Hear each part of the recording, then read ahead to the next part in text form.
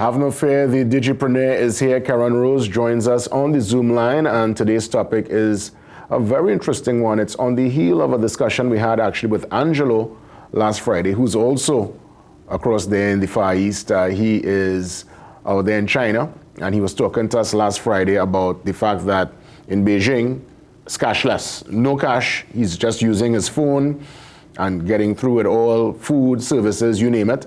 And I guess the same pertains to where you're located there in Thailand.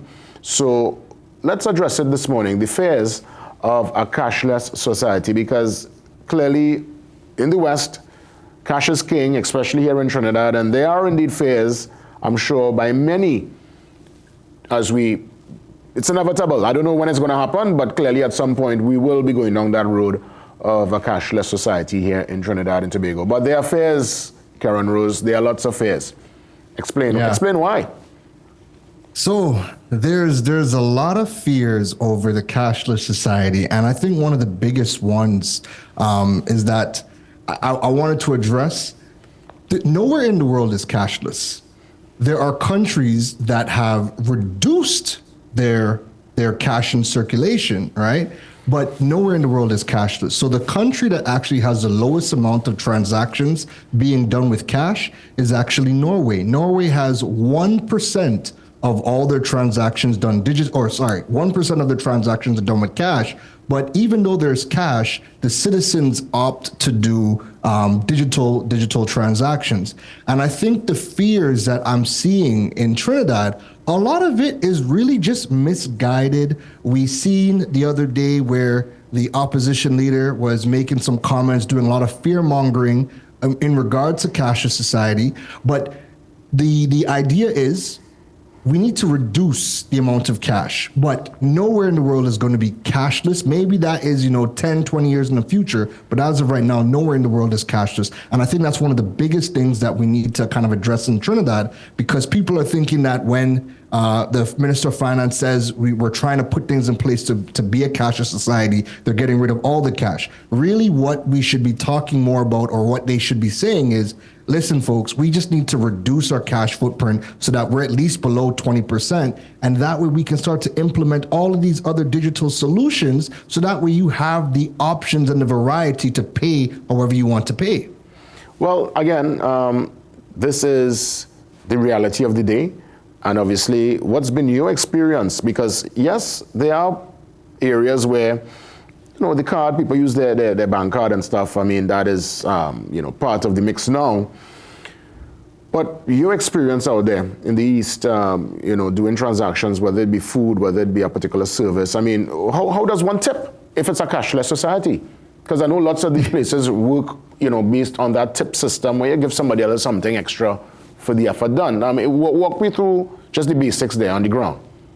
So it depends on which country you're into, because some of these countries tipping is frowned upon, and they don't allow you to tip. That's not how they do business.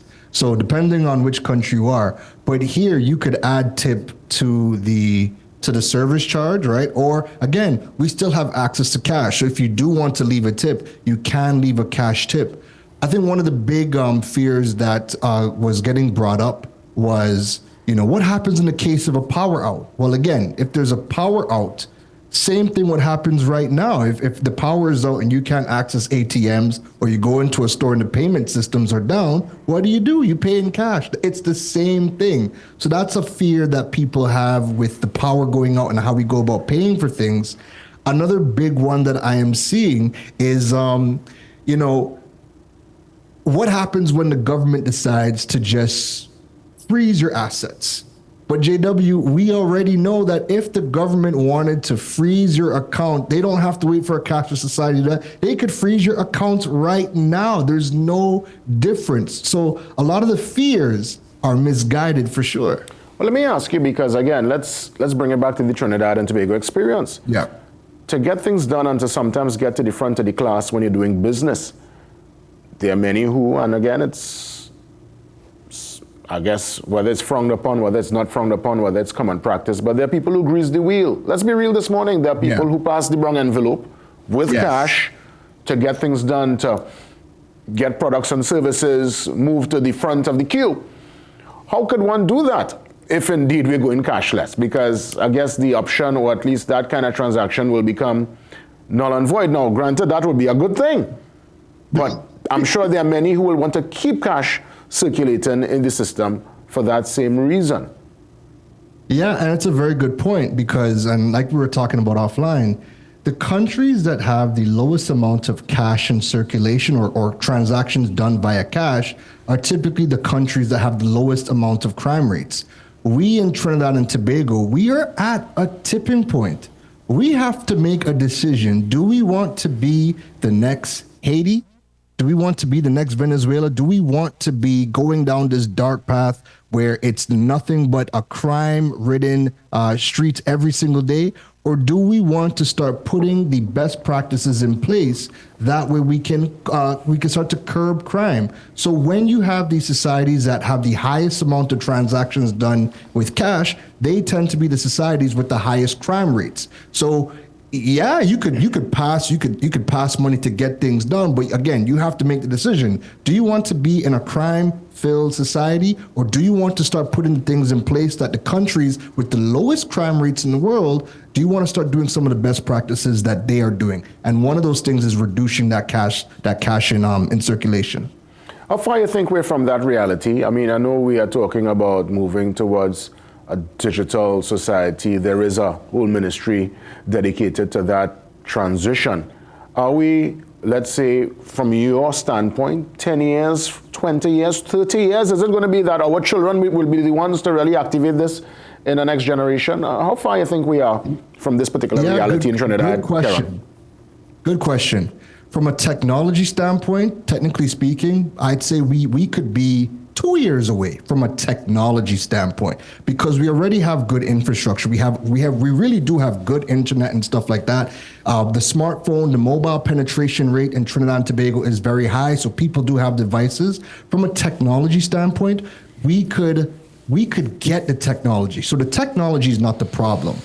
Where I say we are 15 years away is the mentality of the people. We have to get people to a place where they're starting to think about the customer journey and transactions very differently. You asked earlier about what my experience is like in Thailand. All I ever do is I go up to anything, machines, whether it be ATMs, if I want to pay for things over the counter, I literally tap my phone. My cards are all digital. I can leave my house without my wallet. As long as I have my phone or my smartwatch, I'm tapping to pay. So we can get the infrastructure, but what we have to start working on is we have to start getting people to understand that digital payments and commerce, these things are what make it easier for people around the world to conduct transactions with your business. When we look at countries like China and pretty much the whole of Asia, they have payment systems called WeChat Pay, Alipay. And even though these payments originate from China, they're connected, or the majority of the Asian countries are able to use it, and it makes it easier for when somebody is leaving China, they can come to Thailand, they can come to Laos or some of the other countries, and they don't have to use a bank card, they don't have to use a card. It's easy for them to just use their device. They already have a payment app on the platform that is in use from multiple countries, making commerce even easier. So when people come into Trinidad and Tobago, we know our TT currency means absolutely nothing outside of Trinidad and Tobago. People do not want to convert their currency into TT because they can't convert it back out. It's easier for them to just be able to use their cards or payment tools, but we have to start getting that we have to start implementing those things if we want to join the rest of the world in global commerce. As we wrap up, Keron, a couple of seconds remain before we take the break. Is this whole system safe and secure? So just like today, even without it, guess what? Banks get hacked, but that's what insurance is for. There is process in place for these institutions to get their money back. What we have to start understanding is that we are in a digital world.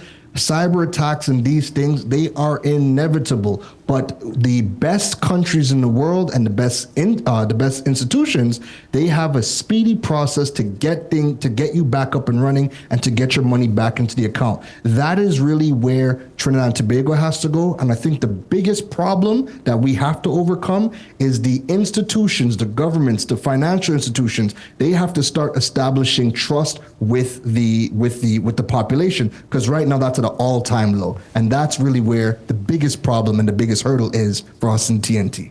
Keron Rose, as always, thank you so much. Have a great one, and God spare we'll get a chance to touch base next week, Thursday. No problem. See you next week. Yes, next week Tuesday actually, not Thursday. It's Tuesday. Nonetheless, Keron Rose, digipreneur, he's out there in Thailand. Via the tech, he's able to link with us and bring great information and all his observations in real time. And it's Tuesday.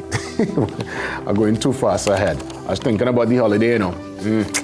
Up next, let's get into our conversation on cancer with Dr. LeBlanc. She's back with us, on-set director of the TNT Cancer Society.